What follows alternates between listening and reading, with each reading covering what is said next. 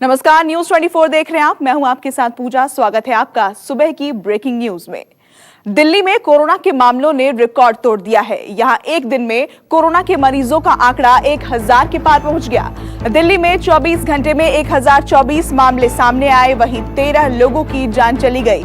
दिल्ली में अब कोरोना मरीजों का आंकड़ा बढ़कर 16,281 पर पहुंच गया है, जबकि 316 लोगों की मौत हो चुकी है। हालांकि दिल्ली में 24 घंटे में 231 मरीज ठीक भी हुए हैं। कुल ठीक हुए मरीजों के बाद अब यहां 8,470 एक्टिव केस बाकी है।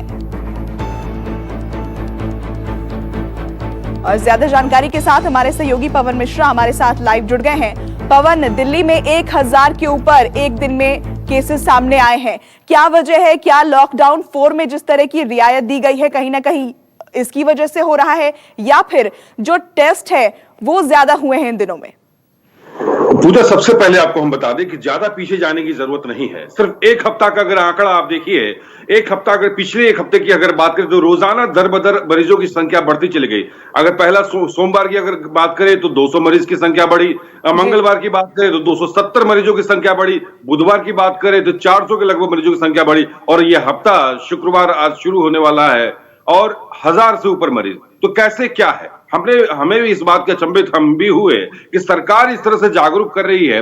बाकायदा टॉलर ट्यून के माध्यम से, फोन ट्यून के माध्यम से लोगों को सचेत किया जा रहा है, बार बार ये आगाह किया जा रहा है। पुलिस की तरफ से बार बार ये समझाने का प्रयास किया जा रहा है, एनजीओ संस्थान भी प्रयास कर रही है। लेकिन हुआ क्या है, नतीजा सिफर निकला। इसलिए निकला है कि लोग इसमें कोताही बरत रहे हैं। आमतौर पर ये जुर्माना लगाने की बात कही गई कि 500 रुपए जुर्माना लगाया जाएगा अगर कोई मास्क पहनकर सड़कों पर, बिना मास्क पहने सड़कों पर दिखाई देता है तो। लेकिन फिर भी लोग जुर्माना देने को तैयार है, लेकिन स्वास्थ्य से खिलवाड़ करने को बेसिक वो आगे है। जैसा ई रिक्शा के बारे में कहा गया, ऑटो के बारे में क्या कहा गया कि एक सवारी बैठा करके आप चला सकते हैं, और वहां सोशल डिस्टेंसिंग की जबरदस्त धज्जियां उड़ते आपको दिखाई देगा। अगर आप दिल्ली से सेक्टर नोएडा के सेक्टर 62 के चौराहे तिराहे पर चले जाएं, सीलमपुर के रेड लाइट जगह पर जहां चले जाएं, साथ ही साथ चांदनी महल इलाके में चले जाए, तो आप देखिए ई रिक्शा पर 4 से 5 लोगों को बैठाकर घुमाया जा रहा है, और वो भी बिना मास्क पहने। ऑटो वाले बिना मास्क पहने घूम रहे हैं। तो ऐसे जब रहेगा तो मरीजों की तादाद जो है लगातार इसमें बढ़ती चली जाएगी, और सरकार कहां तक इस पर रोकथाम कर पाएगी। लॉकडाउन इसलिए किया गया कि डिस्टेंसिंग रहेगा तो कोरोना मर सकता है, कोरोना दूर जा सकता है। लेकिन जब खुद पब्लिक सरकार को मदद नहीं कर रही है, प्रशासन को मदद नहीं कर रही है, पुलिस वाले भी काफी अब डरे और सहमे हुए हैं, क्योंकि 250 से अलग मामले कोरोना पॉजिटिव के खुद दिल्ली पुलिस में है, पैरामिलिट्री फोर्सेस में अलग अलग मामले जब सामने आ रहे हैं, तो कैसे इस पर लॉकडाउन का प्रयास जो हो रहा है, कैसे इसको सफल किया जाए? क्यों नहीं पब्लिक इसमें मान रही है? आमतौर पर अगर आप देखिए, एक सिंपल सा रुमाल और कपड़ा लगा करके रोड पे लोग सड़कों पर निकल जा रहे हैं, लेकिन बेहतर है ये कि कोविड-19 मास्क लगा करके निकलना है। तो पब्लिक जब तक इसमें कोताही बरतना बंद नहीं करेगी तो मरीजों की संख्या लगातार इसमें बढ़ता चला जाएगा। पूजा, बिल्कुल, आप बने रहे हमारे साथ। अगली खबर पर भी हम आपसे अपडेट लेंगे। दर्शकों को बताएं कि कोरोना के बढ़ते मामलों को लेकर हरियाणा सरकार ने दिल्ली से लगते अपने जिलों के बॉर्डर को सील रखने का फैसला किया है। राज्य के गृह मंत्री अनिल विज ने दिल्ली से लगते बॉर्डर पर किसी तरह की ढिलाई नहीं बरतने के आदेश दिए हैं। विज के मुताबिक हरियाणा के 80% केस उन जिलों में से हैं जो दिल्ली से सटे हैं, लिहाजा दिल्ली से सटे हरियाणा बॉर्डर को सील रखना जरूरी है। दिल्ली से सिर्फ उन्हीं लोगों को आने जाने की अनुमति मिलेगी जो आवश्यक सेवाओं में लगे हुए हैं। नहीं, दिल्ली के जो केसेस हैं और जो दिल्ली के साथ लगते हमारे ज़िले हैं, वो हमारी बहुत बड़ी चिंता है। आज भी मैंने सुबह आदेश जारी किए हैं कि दिल्ली के साथ लगते ज़िलों की बॉर्डर्स पर बिल्कुल भी ढिलाई ना की जाए, क्योंकि रोज़ 30-30, 40-40 गुड़गांव में बढ़ रहे हैं, 25-25, 30-30 फरीदाबाद में बढ़ रहे हैं। हमारे जितने कोरोना के केस हैं 80% उन ज़िलों से हैं जो ज़िले दिल्ली के साथ सटे हुए हैं। तो इसलिए दिल्ली के साथ हम अपनी बॉर्डर पूरी तरह से सील करके रखेंगे। और हमारे सहयोगी पवन मिश्रा हमारे साथ लगातार बने हुए हैं। पवन, इससे पहले हमने देखा कि दिल्ली गाजियाबाद बॉर्डर को भी सील किया गया था, और अब हरियाणा ने भी सख्ती बढ़ा दी है। जिस तरह से दिल्ली में केसेस जो हैं वो बढ़े हैं, और इसका खामियाजा बाकी जो सटे हुए इलाके हैं उनको भी भुगतना पड़ रहा है। क्या कुछ नई गाइडलाइंस जारी की गई हैं इसको लेकर? बिल्कुल, लेकिन ये कैसे अनिल विज जो दावा जो कर रहे हैं कि दिल्ली के से जो मरीज हैं सबसे ज्यादा दिल्ली में हैं और उसके कारण जो है हरियाणा में मरीज फैल रहा था, ये दावा उनका सरासर गलत है। ऐसा खुद दिल्ली के मुख्यमंत्री अरविंद केजरीवाल ने भी पहले कहा था और सचेत किया था हरियाणा सरकार को कि इस तरह से बयान मीडिया में आप ना दें। ये दिल्ली के वालों के कारण जो है आसपास के इलाकों में जो है कोरोना फैल रहा है। कोरोना को ऐसा कोई है नहीं कोई फैला रहा है, ये तो वायरस है, वायरस कहीं भी जा सकता है। अगर आप देखिए नोएडा बॉर्डर को भी सील किया गया, गाजियाबाद बॉर्डर को भी सील किया गया, लोनी बॉर्डर को भी सील किया गया, ये कह के पूरी तरह से सील किया गया, बिना पास धारक जो है उसे एंट्री परमिशन नहीं है।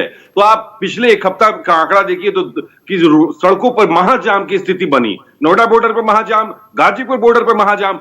अब आज का आंकड़ा आप देखिएगा, जब हरियाणा बॉर्डर को सील किया गया है तो किस तरह से जाम से निजात दिलवा पाएगी सरकार, क्योंकि रोजमर्रा की जो सामान है, सब्जी जो विक्रेता है, फरीदाबाद से सब्जी आती है, हरियाणा के जो किसान है वो सब्जी लेकर के, फूल लेकर के बेचने के लिए यहां पर आते हैं। दूध की सप्लाई हरियाणा से सबसे ज्यादा दिल्ली में होती है, दिल्ली के बाद आसपास के इलाकों में होती है। तो कैसे इसको मेंटेन किया जाएगा? तो कई सारे ऐसे कर्मचारी है, प्राइवेट सेक्टर की बात करें, गवर्नमेंट सेक्टर की बात करें, जो हरियाणा से रोजाना दिल्ली आते हैं जॉब करने के लिए, तो उसको कैसे मेंटेन किया जाएगा? कॉल सेंटर खोल दिया गया है। कॉल सेंटर के भी कई ऐसे कर्मी हैं जो आसपास हरियाणा के आसपास के इलाके, फरीदाबाद या फिर गुड़गांव इलाके में रहते हैं, उन्हें कैसे आया जाएगा? तो जो महाजाम की स्थिति है, तो सरकार और स्थानीय प्रशासन के हाथ पांव जरूर फूलेंगे, क्योंकि बहुत शुक्रिया पवन, आपका ये तमाम जानकारी हमें देने के लिए। और खबर अब महाराष्ट्र से। महाराष्ट्र में कोरोना का कहर जारी है। यहाँ 24 घंटे में 2598 केस सामने आए हैं, जबकि 85 लोगों की मौत हो गई है।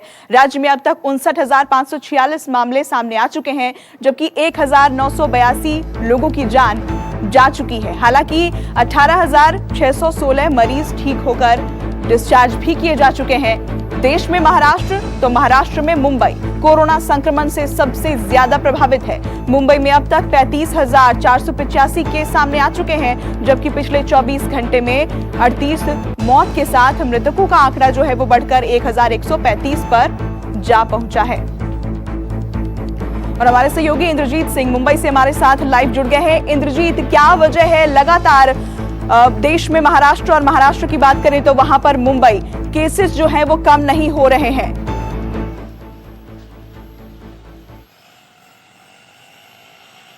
जी बिल्कुल, इसकी कई वजहें हो सकती हैं, लेकिन सबसे प्रमुख वजह यह है कि जो मुंबई की सघन आबादी है, इससे प्रशासन को कंट्रोल करने में, जो संक्रमण को कंट्रोल करने में काफ़ी दिक्कतें आ रही थी। और दूसरी सबसे बड़ी बात यह है कि जो लॉकडाउन का लोग उल्लंघन कर रहे हैं, जैसे सब्जी मंडियों में, इसके अलावा जो सब्जी की दुकानें हैं, राशन की दुकानें हैं, वहाँ पे लोगों का जमा हो जाना, खास करके स्लम इलाकों में लोगों का ज़्यादा जमा हो जाना, वहाँ पे संक्रमण ज़्यादा फैल रहा है। ये संक्रमण जितने भी मुंबई की अगर बात करें तो जितने भी मामले आ रहे हैं उन्हीं एरिया में मामले आ रहे हैं जिन एरिया में सघन आबादी है और जिन एरिया में लोग लॉकडाउन का उल्लंघन ज़्यादा कर रहे हैं, उन्हीं एरिया में ज़्यादा ये मामले आ रहे हैं। लेकिन प्रशासन अपनी तरफ से प्रशासन ने पूरी तैयारी कर ली है।